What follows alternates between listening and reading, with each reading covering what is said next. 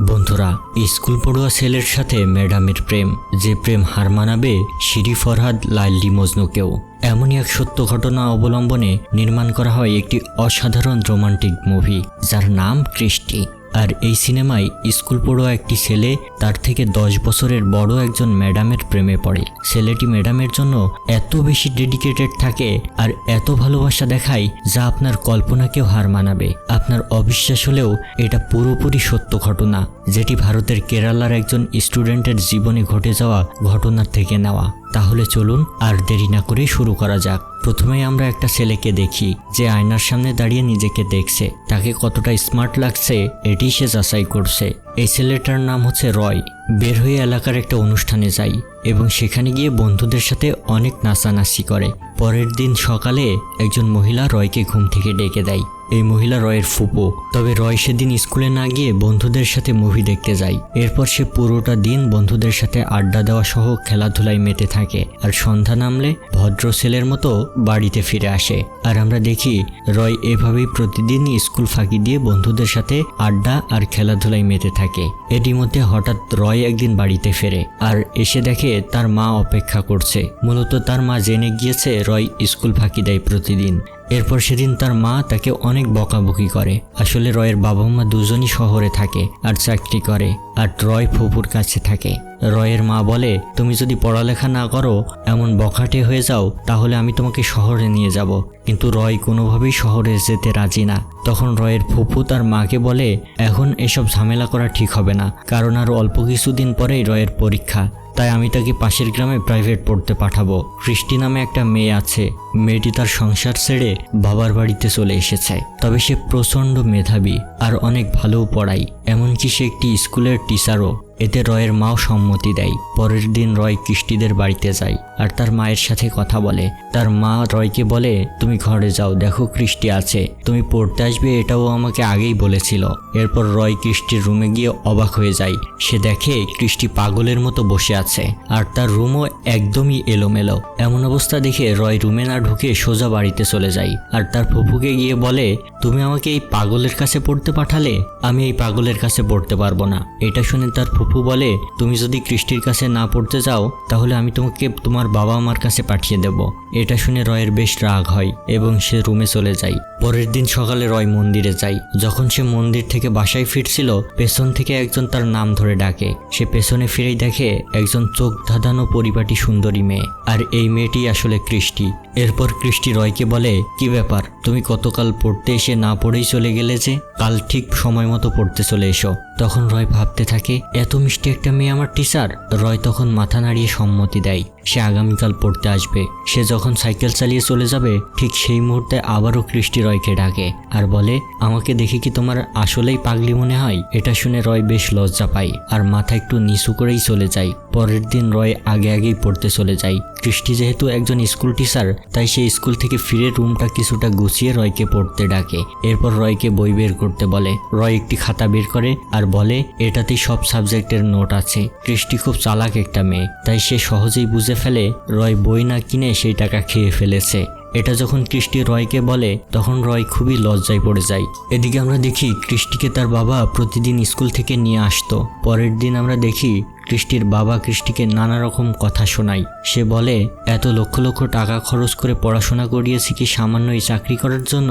কৃষ্টি স্কুলটাতে part time শিক্ষক হিসেবে চাকরি করত আর তার বেতনও বেশি ছিল না। তার বাবা আরও বলে, এমনকি বিয়ে দিলাম, সংসারটাও করতে পারলো না, আমার ঘাড়েই এসে পড়লো আবার। এরপর আমরা দেখি তার মা তাকে সান্ত্বনা দেয় আর বলে, এগুলো নিয়ে মন খারাপ করিস না, ঘরে যা। ভেজা চোখ নিয়ে কৃষ্টি ঘরে ঢোকে আর ঢুকেই দেখে রয় পড়তে এসেছে। রয়ের সামনে কৃষ্টি কান্না ভেজা চোখ আড়াল করে। আজ সে রয়ের জন্য কিছু বই নিয়ে এসেছে আর সেগুলো দিয়েই রয়কে পড়াই। তবে কৃষ্টি দেখে রয়ের পড়াশোনায় একদম মনোযোগ নেই। সে এদিকে ওদিকে দেখছে। এরপর কৃষ্টি কিছুটা রাগ দেখায়। এরপর সে পড়ায় মনোযোগ দেয়। এরপর আমরা দেখি পাশের বাসার রমা ভাবি আসে আর কৃষ্টিকে বলে, এই ছেলে ঝিমাচ্ছে না পড়ে। তখন কৃষ্টি আবার রয়কে রাগ করে। তখন রমা বলে, কিরে, গতকাল সারা রাত না ঘুমিয়ে নেচেছিস আর এখন ঝিমাচ্ছিস? এটা শুনে রয় একটু সরলভাবে বলে, বন্ধুদের পাল্লায় পড়ে একটু হয়ে গিয়েছে আর কি। এসব শুনে ক্রিস্টি রয়ের দিকে চোখ বড় বড় করে তাকিয়ে থাকে। এরপর রয় বলে, আর এমন হবে না ম্যাডাম, আপনি একটু বলেন আমি কিভাবে পড়াশোনায় মনোযোগ দিব। এটা শুনে ক্রিস্টি একটু ঠান্ডা হয় আর লুকিয়ে হাসে। এভাবেই ছাত্র আর ম্যাডামের মধ্যে সুন্দর বন্ডিং তৈরি হতে থাকে। রয় গাছে উঠে ক্রিস্টিকে আম পেড়ে দেয়, ক্রিস্টির বই গুছিয়ে দেয়, এমনকি ক্রিস্টির পুরাতন অ্যালবাম দেখে দুজনেই হাসাহাসি করতে থাকে। পরের দৃশ্যে আমরা দেখি ক্রিস্টি তার পুরনো সব স্মৃতি আগুনে জ্বালিয়ে দেয়। একদিন আমরা ক্রিস্টিকে পত্রিকা পড়তে দেখি। হঠাৎ সে পত্রিকায় একটা ভালো জবের অফার দেখতে পাই, আর এটিকে সে লাল কালি দিয়ে মার্ক করেও রাখে। এরপর ক্রিস্টি রয়কে বলে, কাল তুমি কি ফ্রি আছো?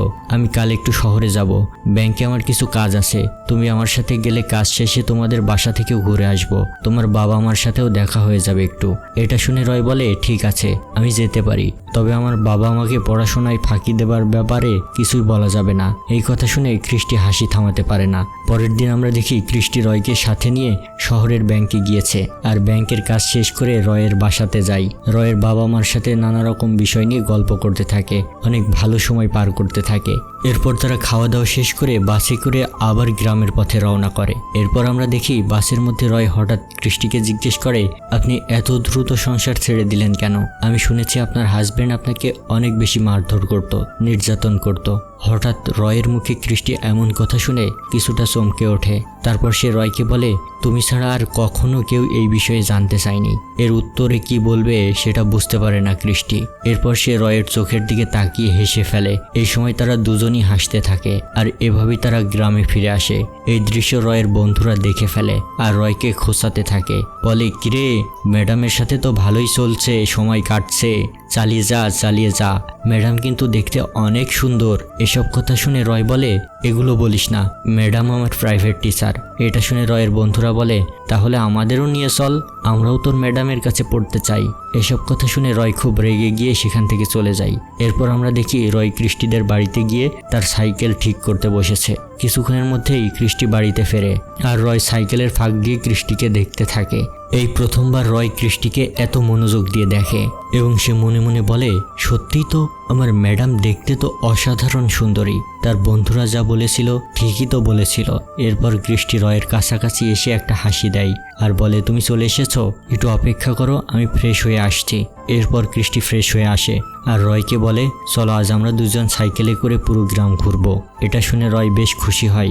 এরপর আমরা দেখি তারা দুজন সাইকেল নিয়ে পুরো গ্রাম ঘুরতে থাকে। পরন্ত বিকেলে তারা দুজন সমুদ্রের পাড়ে আসে। অনেকদিন পর ক্রিস্টিকে আজ হাসি খুশি দেখা যায়। পরের দৃশ্যে আমরা দেখি ক্রিস্টি ভেজা চুলে রয়ের সামনে আসে। রয় এটা দেখে আরও মায়াতে আটকে যেতে থাকে। এরপর আমরা দেখি রয় পড়া শুরু করেছে। পড়তে বসে আজ রয় ক্রিস্টির নানা রকম প্রশংসা করে, আর ক্রিস্টি এসব প্রশংসা শুনে হাসতে থাকে। পরের দৃশ্যে আমরা দেখি রয় তার ফুপুর দেওয়া টাকায় একটা বাইক কেনে, আর বাইক কিনে সে প্রথমে ক্রিস্টির সাথে দেখা করতে যায়। এ সময় ক্রিস্টি সেজেগুজে তার বান্ধবীর বিয়েতে যাচ্ছিল। রয় ক্রিস্টিকে বাইকে করে তার বান্ধবীর বাড়িতে পৌঁছে দেয়। ক্রিস্টি আরও বলে, অনুষ্ঠান শেষ হলে আমাকে এসে নিয়ে যেও। এরপর আমরা দেখি রয় সারাদিন অপেক্ষা করতে থাকে ক্রিস্টি কখন তাকে ফোন করে নিয়ে যেতে বলবে এটার জন্য। এরপর ক্রিস্টি ফোন করলে সাথে সাথেই রয় ছুটে চলে যায় ক্রিস্টিকে আনতে। তারা দুজন যখন ফিরছিল তখন সন্ধ্যা নেমে গিয়েছে, আর হঠাৎ করেই প্রচণ্ড বৃষ্টিও নেমে যায়, যার কারণে তারা একটা জায়গাতে আশ্রয় নেয়। তবে এই সময় রয় তার ম্যাডামকে বলে, চলো আমরা বৃষ্টিতে ভিজতে ভিজতেই রওনা হই। রয়ের এসব পাগলামি ক্রিস্টির ভালোই লাগতে থাকে। সে রয়কে বলে, তুমি আমার আশেপাশে থাকলে আমি শান্তি অনুভব করি। এগুলা শুনে রয় আরও বেশি মোহে পড়ে যায়। এভাবেই আস্তে আস্তে রয় আর ক্রিস্টির বন্ধুত্ব গাঢ় হতে থাকে। রয়ের পরবর্তী পরীক্ষার রেজাল্টও অনেক ভালো হয়। একদিন রয় তার বন্ধুদের সাথে আড্ডা দিচ্ছিল। তার বন্ধুরা তাকে পরামর্শ দেয়, সে যেন ক্রিস্টিকে তার সব মনের কথা বলে দেয়। পরে আমরা দেখি ক্রিস্টির একটা চাকরির ইন্টারভিউ থাকে। তবে এই চাকরির পোস্টিং মালদ্বীপে হবে, এজন্য কেউ চাচ্ছিল না ক্রিস্টি এই ইন্টারভিউটা দিক। তবে ক্রিস্টি রয়কে নিয়ে ইন্টারভিউ দিতে চায়। ফেরার পথে রয় আর সাহস করে এবং সে বারবার ক্রিস্টিকে মনের কথা বলতে চেয়েও পারছিল না। একবার তার কণ্ঠ কাঁপছিল, একবার তার শরীর। এরপর সে বলেই ফেলে, সে বলে, ক্রিস্টি আমি তোমাকে অনেক পছন্দ করি। এটা শুনে ক্রিস্টি বলে, আমিও তোমাকে অনেক পছন্দ করি। ক্রিস্টি আসলে ছাত্র হিসেবে যতটুকু পছন্দ করার ঠিক ততটুকুই করে। এমন সময় রয় বলে ওঠে, আমি আসলে তোমাকে ভালোবাসি, এই পছন্দটা এমন, আমি তোমাকে বিয়ে করতে চাই। এসব কথা শুনে ক্রিস্টি খুবই অপ্রস্তুত হয়ে যায়।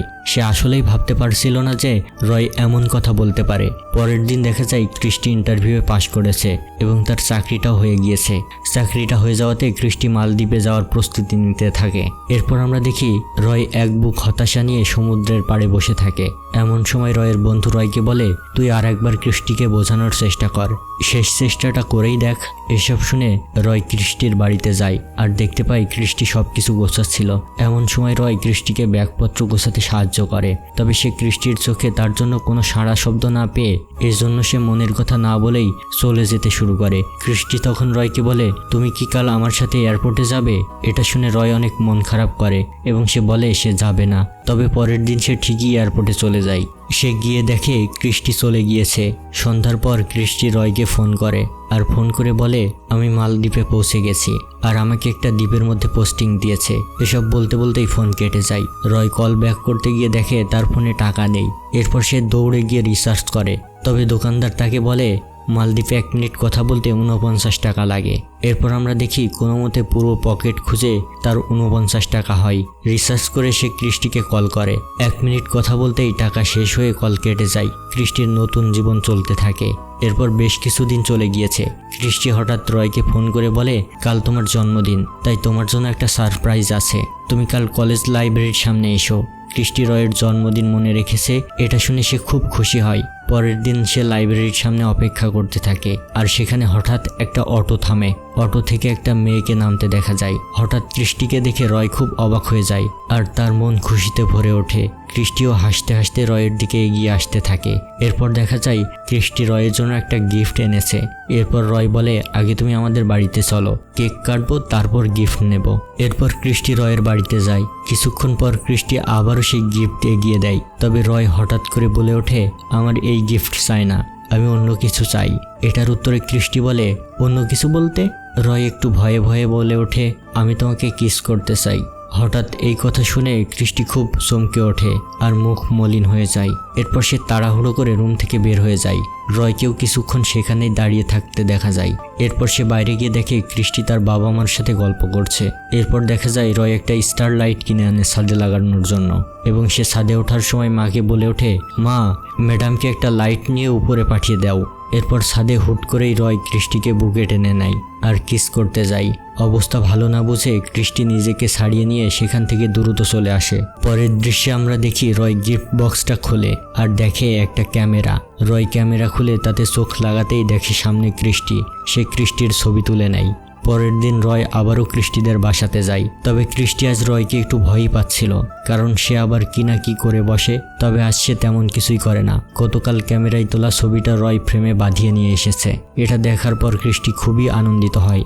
আস্তে আস্তে তাদের মধ্যে সম্পর্ক আবার ঠিক হতে থাকে। তারা আবারও ঘোরাঘুরি, আড্ডা দেওয়া থেকে শুরু করে দারুণ সময় কাটাতে থাকে। একদিন ক্রিস্টি রয়ের বাইক থেকে নেমে তার এক কলিগের সাথে ঘুরতে যায়। এটা রয় কিছুতেই মেনে নিতে পারে না, তাই সে পুরোটা দিন সেখানেই দাঁড়িয়ে থাকে। ক্রিস্টি যখন ফিরে আসে তখন সে ক্রিস্টির উপর অনেক অধিকার দেখায় আর বলে কেন সে অন্য মানুষের সাথে ঘুরতে যাবে। এসব কথা শুনে ক্রিস্টির অনেক রাগ হয়ে যায় আর সে বাড়িতে ফিরে যায় একাই। পরের দিন সে আবার মালদ্বীপে ফিরে যায়।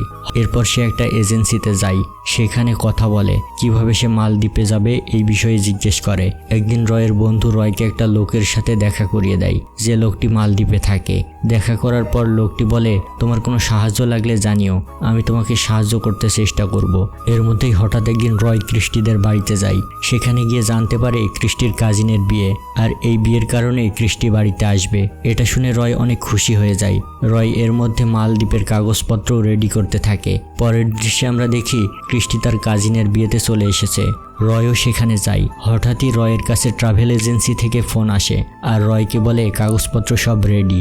এটা শুনে রয় বলে, ক্রিস্টির যেদিন মালদ্বীপে ফেরার ফ্লাইট, আমি সেদিনই টিকিট নেব একই ফ্লাইটে। এরপর তারা একটা রেস্টুরেন্টে বসে আর ক্রিস্টি এদিন মন খুলে কথা বলতে থাকে। সে বলে, তুমি সত্যিই আমার অনেক আপন হয়ে গিয়েছো। আমি যতক্ষণ তোমার সাথে থাকি ততক্ষণই অনেক ভালো থাকি।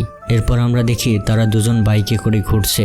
এরপর সে ক্রিস্টিকে বাড়িতে নামিয়ে দেয় আর ক্রিস্টিকে বলে রাখে তোমার জন্য কাল অনেক বড় একটা সারপ্রাইজ আছে। পরের দৃশ্যে আমরা দেখি রয় তার শখের বাইকটা বিক্রি করে ফেলছে মালদ্বীপে যাবার জন্য। পরের দিন আমরা রয়কে এয়ারপোর্টে দেখি, তবে একজন এসে তাকে বলে তুমি মালদ্বীপে কেন যাচ্ছ, কার কাছে যাচ্ছ, তার তো কোনো তথ্য নেই তোমার কাছে। এটা শুনে সে বলে সে তার একজন বন্ধুর কাছে যাচ্ছে।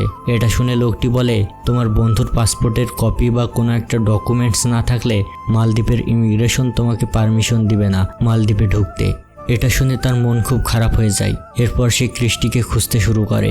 এয়ারপোর্টে কিছুক্ষণ খোঁজার পর সে ক্রিস্টিকে খুঁজে পায় আর লোকটিকে বলে আমি ওনার সাথে যাব, আপনি একটু ওনাকে বলুন আমি অপেক্ষা করছি। এরপর লোকটি ক্রিস্টির কাছে যায় আর তাকে বলে ম্যাডাম আপনার সাথে একজন কথা বলতে চাই।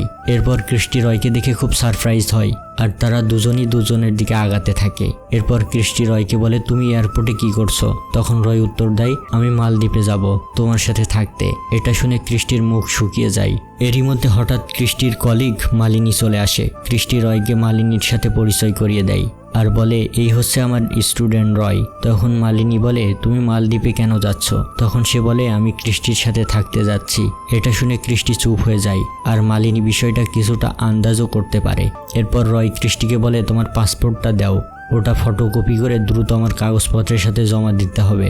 এমন সময় মালিনী ক্রিস্টিকে সাইডে নিয়ে কিছু একটা বোঝাতে থাকে। কিছুক্ষণ দাঁড়িয়ে থাকার পর রয় সেখানে চলে আসে আর ক্রিস্টিকে বলে হাতে একদম সময় নেই, দ্রুত তোমার পাসপোর্ট দাও।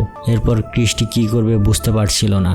এমন সময় মালিনী ক্রিস্টির হাত ধরে টেনে নিয়ে চলে যায়। এরপর রয় ইমিগ্রেশন অফিসারের কাছে যায় এবং অনুমতির জন্য অনেক অনুরোধ করে, তবে ইমিগ্রেশন অফিসার কোনোভাবেই অনুমতি দেয় না। এমন সময় রয় বলে আমি যদি এমন মানুষের ডকুমেন্টস আনি যে মালদ্বীপে থাকে তাহলে কি আমি যেতে পারবো? এটা শুনে ইমিগ্রেশন অফিসার বলে হ্যাঁ পারবেন, তবে 30 মিনিটের মধ্যেই আনতে হবে কারণ আধা ঘন্টার মধ্যেই ফ্লাইট। এরপর সে সেই লোকটির বাড়িতে যায়, তবে রশিদকে বাড়িতে না পেয়ে কোনো ডকুমেন্টস ছাড়াই সে আবার এয়ারপোর্টে ফেরত আসে।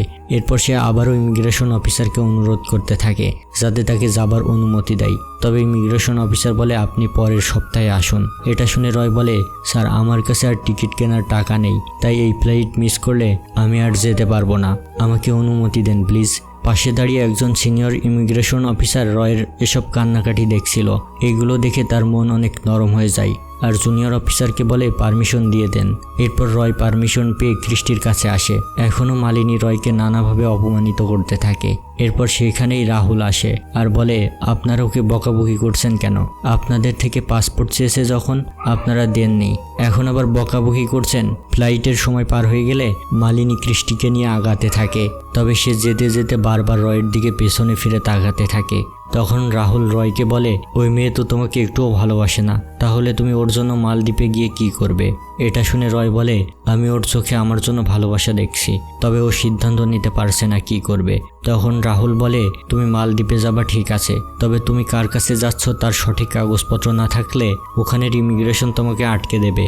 এরপর রয়ও এগিয়ে যায় আর প্লেনে উঠে পড়ে। দুজনই নীরবে কাঁদতে থাকে। পরের দৃশ্য আমাদের মালদ্বীপে নিয়ে যায়। প্লেন থেকে নেমে সবাই ইমিগ্রেশনে যেতে থাকে। ক্রিস্টি ওয়াশরুমে গেলে রয় ওয়াশরুমের বাহিরে বসে অপেক্ষা করতে থাকে, কারণ এখানে রয় ক্রিস্টির রেফারেন্স ছাড়া ইমিগ্রেশন পার হতে পারবে না। তবে ওয়াশরুমের ভিতরে আবারও মালিনী ক্রিস্টিকে কিছু একটা বোঝায়, যার কারণে সে নিজের মতো করে ইমিগ্রেশন পার হয়ে যায় আর রয়ের দিকে তাকায়ও না। রয় এত সংগ্রাম করে মালদ্বীপে এসে ইমিগ্রেশন পার হতে না পেরে কান্নায় ভেঙে পড়ে।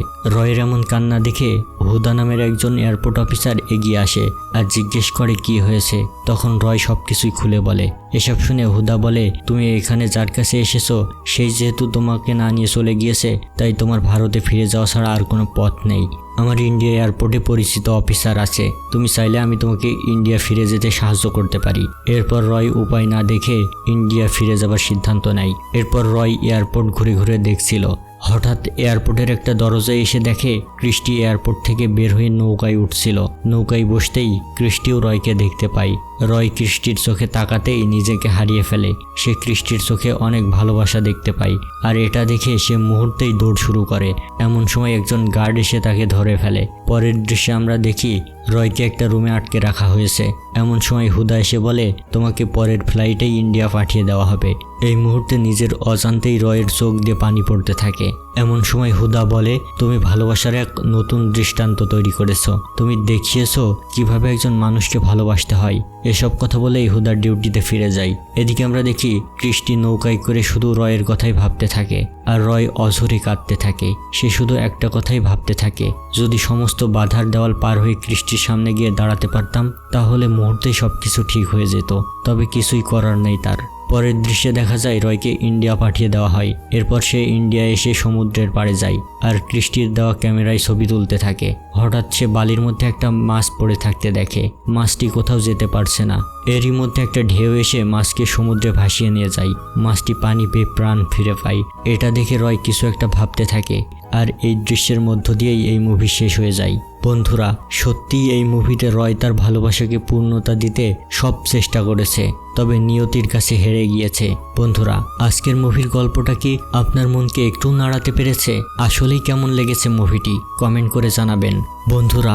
আর এমন সব সুন্দর সুন্দর মুভি পেতে আমাদের চ্যানেলটা সাবস্ক্রাইব করে সাথেই থাকবেন। দেখা হবে পরের ভিডিওতে। সেই পর্যন্ত ভালো থাকুন। ধন্যবাদ।